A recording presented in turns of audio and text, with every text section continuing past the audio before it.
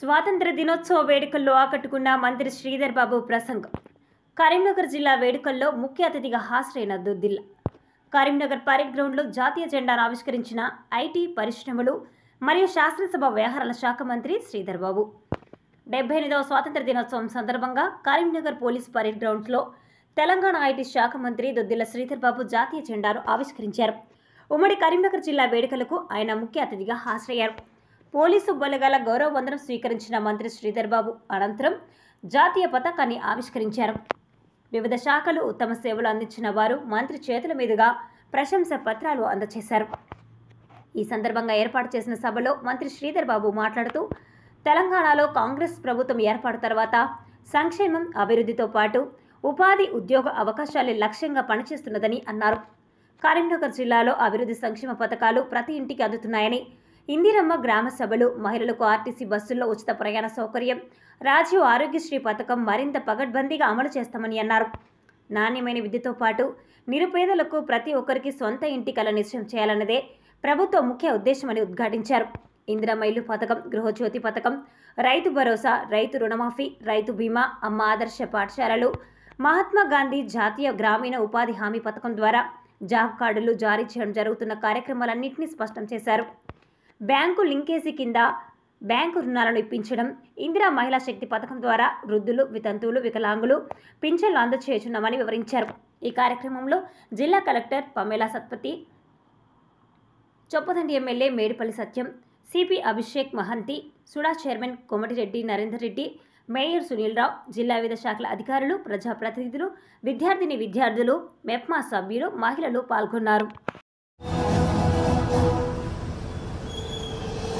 ప్రకారంగా కార్యక్రమం అంతా కొనసాగనున్న కార్యక్రమానికి విచ్చేసిన జిల్లా అధికారులకి, ప్రముఖులకి, గౌరవనీయులు, ఇలాంటి ముఖ్య అతిథి వర్యులు త్రివర్ణ పతాకాన్ని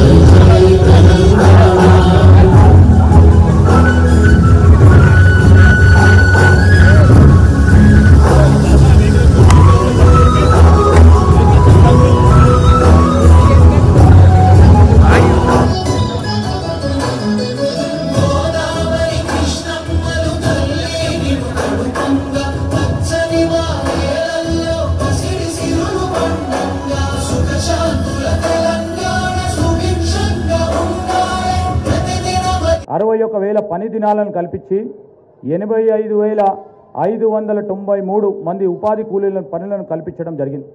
100 రోజుల పనులను 4,975.73 లక్షల రూపాయలను వేతనంగా చెల్లించాం. స్థిరాస్తుల నిర్మాణం కోరు మెటీరియల్ కాంపోనెంట్ కింద 214.41 లక్షల రూపాయలను చెల్లించాం. బ్యాంక్ లింకేజ్ కింద 2023-24 ఆర్థిక సంవత్సరంలో 12,010 స్వయం సహాయక సంఘాలకి 770.20 కోట్ల రుణాలను మంజూరు చేశాం. రాష్ట్ర స్థాయిలో మన జిల్లాలో 120.25% ప్రథమ స్థానం సాధించింది. 24-25 ఆర్థిక సంవత్సరంలో జూలై 24 వరకు 1930 స్వయం సహాయక సంఘాలకు 198.99 కోట్ల రూపాయల బ్యాంకు రుణాలను ఇప్పించడం జరిగింది. ఇందిరా మహిళా శక్తి పథకంలో 7,772 మంది మహిళలకు కొత్తగా మైక్రో ఎంటర్ప్రైజెస్ని గుర్తించడం జరిగింది. 78,218 మంది విద్యార్థులకు మహిళా సంఘాలచే స్కూల్ యూనిఫామ్లు కుట్టించి మహిళలకు 58.66 లక్షల ఆదాయం సమకూర్చడం జరిగింది. ఏ ఆధారం లేని వృద్ధులు, వితంతువులు, వికలాంగులు, చేనేత కార్మికులు, బీడీ కార్మికులు, ఒంటరి మహిళలను ఆదుకోవడానికి ప్రభుత్వం చేయూత పింఛన్ల ద్వారా జిల్లాలలో 1,38,803 మందికి 3,262.55 లక్షల రూపాయలు ప్రతి నెల క్రమం తప్పకుండా చెల్లిస్తున్నాం. ఆరోగ్యశ్రీ పథకాన్ని మరింత పకడ్బందీగా అమలు చేయడంతో పాటు ఈ పథకం కింద పేదలకు కార్పొరేట్ వైద్యాన్ని అందించాలనే లక్ష్యంతో రాజీవ్ ఆరోగ్యశ్రీ వైద్య పరిమితిని 5 లక్షల రూపాయల నుంచి 10 లక్షల రూపాయల వరకు పెంచి అమలు చేస్తూ ఉన్నాం. ఈ పథకం వల్ల కరీంనగర్ జిల్లాలో 12,969 మంది పేదలు చికిత్స పొందగలిగారు. మాతా శిశు ఆరోగ్య కేంద్రాల ద్వారా ఏప్రిల్ 2024 నుండి జూలై 31, 2024 వరకు 687 సాధారణ కాన్పులు, 1,595 శస్త్రచికిత్సల కాన్పులు విజయవంతంగా నిర్వహించడం జరిగింది. జిల్లాలలో శుక్రవారం సభా కార్యక్రమంలో ప్రతి శుక్రవారం అంగన్వాడీ కేంద్రాల్లో ఆరోగ్య సిబ్బంది పాల్గొని ఆరోగ్యం, పోషకాహారం, పరిశుభ్రతపై మహిళలకు అవగాహన కల్పించడంతో పాటు వారికి అన్ని వైద్య పరీక్షలు ఉచితంగా చేయించడం జరుగుతుంది.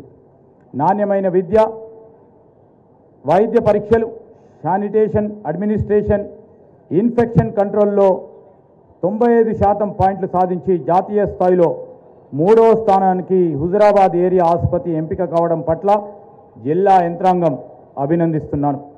నిరుపేదలు ప్రతి ఒక్కరికి సొంత ఇంటి కల నిజం చేయాలని రాష్ట్ర ప్రభుత్వం భావిస్తూ ఉంది. ఈ లక్ష్యాన్ని సాధించే క్రమంలో ఇందిరమ్మ ఇళ్ల పథకం రాష్ట్ర ప్రభుత్వం అమలు పరుస్తూ ఉంది. ఈ పథకం కింద ఒక సంవత్సరంలోనే 4,50,000 గృహాలు నిర్మించ తలబెట్టాం.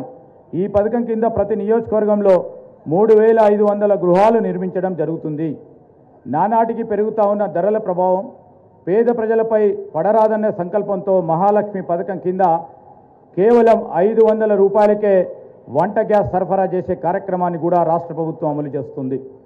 ఈ పథకం కింద జిల్లాలో ఇప్పటివరకు 1,47,084 మంది వినియోగదారులకు 2,79,243 గ్యాస్ సిలిండర్లు పంపిణీ చేయడం జరిగింది. దీనికి గాను ప్రభుత్వం 864.22 లక్షల రూపాయల సబ్సిడీని అందించడం జరిగింది. గృహజ్యోతి కార్యక్రమం కింద 200 యూనిట్ల లోపల విద్యుత్ వినియోగదారులకు ప్రభుత్వం ఉచితంగా విద్యుత్ సరఫరా చేస్తుంది. కరీంనగర్ జిల్లాలో ఇప్పటివరకు 139,329 జీరో బిల్లులను జారీ చేయడం జరిగింది. రాష్ట్ర ప్రభుత్వం సరికొత్త ప్రణాళికలను రూపొందిస్తూ ఉంది. రైతుల సంక్షేమానికి, వ్యవసాయ పురోగతికి అవసరమైన కార్యాచరణ ప్రణాళికలను అమలు చేస్తూ ఉంది. రైతు భరోసా, రైతు రుణమాఫీ పథకం అమలుతో పాటు వ్యవసాయ కమిషన్ ఏర్పాటు దిశగా ప్రయత్నాలు ప్రారంభించింది. దేశంలో ఎన్నడూ జరగని రీతిలో ఇచ్చిన హామీ మేరకు 2 లక్షల రూపాయల వరకు రైతుల రుణమాఫీ చేసి రాష్ట్ర ప్రభుత్వం చరిత్ర సృష్టించింది. 2 లక్షల రూపాయల వరకు ఏకకాలంలో రుణమాఫీ చేయడంతో రాష్ట్రంలోని రైతాంగం నేడు పండుగ జరుపుకుంటుంది. జిల్లాలో రైతు రుణమాఫీ పథకం కింద మొత్తం 58,317 మంది రైతన్నలకు 383.89 కోట్ల రూపాయల రుణమాఫీ చేయడం జరిగింది. 2023-24 యాసంగి సీజన్లో రైతు బంధు పథకం ద్వారా 1,90,826 మంది రైతులకి 177.61 కోట్ల రూపాయలతో పాటు 2024 రైతు రుణమాఫీ పథకం ద్వారా 2 దఫాలుగా 58,317 మంది రైతులకు గాను 383.89 కోట్ల రూపాయలను రైతు ఖాతాల్లో జమ చేయడం జరిగింది. రైతు బీమా పథకం ద్వారా 15 ఆగస్టు 2023 నుండి ఇప్పటి వరకు జిల్లాలో మరణించిన 465 మంది రైతులకి 5 లక్షల రూపాయల చొప్పున 23.25 కోట్ల రూపాయలను బీమా రూపంలో చెల్లించడం జరిగింది. మన జిల్లాలో అన్ని గ్రామాలు మరియు మున్సిపల్ వార్డులో నిర్వహించిన ప్రజాపాలన కార్యక్రమం ద్వారా 6 పథకాలతో పాటు ఇతర అభ్యర్థులను కోరుతూ వచ్చిన దరఖాస్తులను స్వీకరించడం జరిగింది. ప్రజాపాలన కార్యక్రమం ద్వారా జిల్లాలో మొత్తం 266 దరఖాస్తులు రాగా వచ్చిన ప్రతి దరఖాస్తును కూడా ఎటువంటి పొరపాట్లకు ఆస్కారం లేకుండా జాగ్రత్తగా ఆన్లైన్లో నమోదు చేసే ప్రక్రియను కూడా విజయవంతంగా నిర్వహించడం జరిగింది. కలెక్టరేట్ కార్యాలయంతో పాటు అన్ని మండల కేంద్రాల్లో ప్రజాపాలన సహాయ కేంద్రాలను ఏర్పాటు చేయడం జరిగింది. పౌర సరఫరాల శాఖ ద్వారా ఈ యాసంగి సీజన్లో జిల్లా వ్యాప్తంగా 321 ధాన్యం కొనుగోలు కేంద్రాల ద్వారా 2,68,050 మెట్రిక్ టన్నుల వరి ధాన్యాన్ని 52,572 మంది రైతుల నుండి కొనుగోలు చేయడం జరిగింది. ఇందుకు గాను 590 కోట్ల రూపాయలు రైతులకు ఆన్లైన్ ద్వారా చెల్లించడం జరిగింది. 2023-24 వానాకాలం మరియు యాసంగి సీజన్ గాను 1,75,000 అమ్మ ఆదర్శ పాఠశాలను ఎంపిక చేసి ఆయా పాఠశాలలో మౌలిక వసతుల కల్పనకు పనులు ప్రారంభించడం జరిగింది. జిల్లాలో 619 ప్రభుత్వ పాఠశాలలో 42,532 మంది విద్యార్థులు 1వ తరగతి నుండి 10వ తరగతి వరకు మధ్యాహ్నం భోజనం ప్రభుత్వ నిబంధనల ప్రకారం అందించడం జరుగుతూ ఉంది.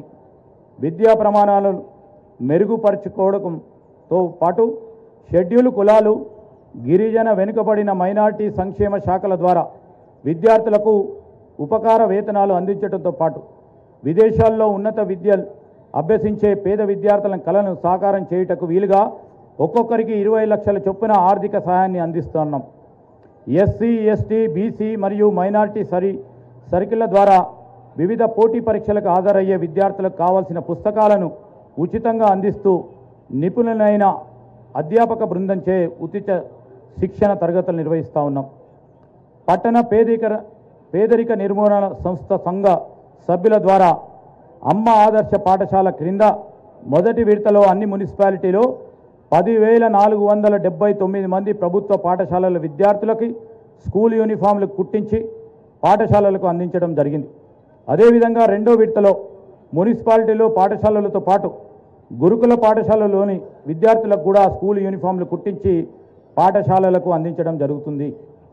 మహాత్మా గాంధీ జాతీయ గ్రామీణ ఉపాధి హామీ పథకం ద్వారా జిల్లాలో 1,23,459 జాబ్ కార్డులు జారీ చేయడం జరిగింది.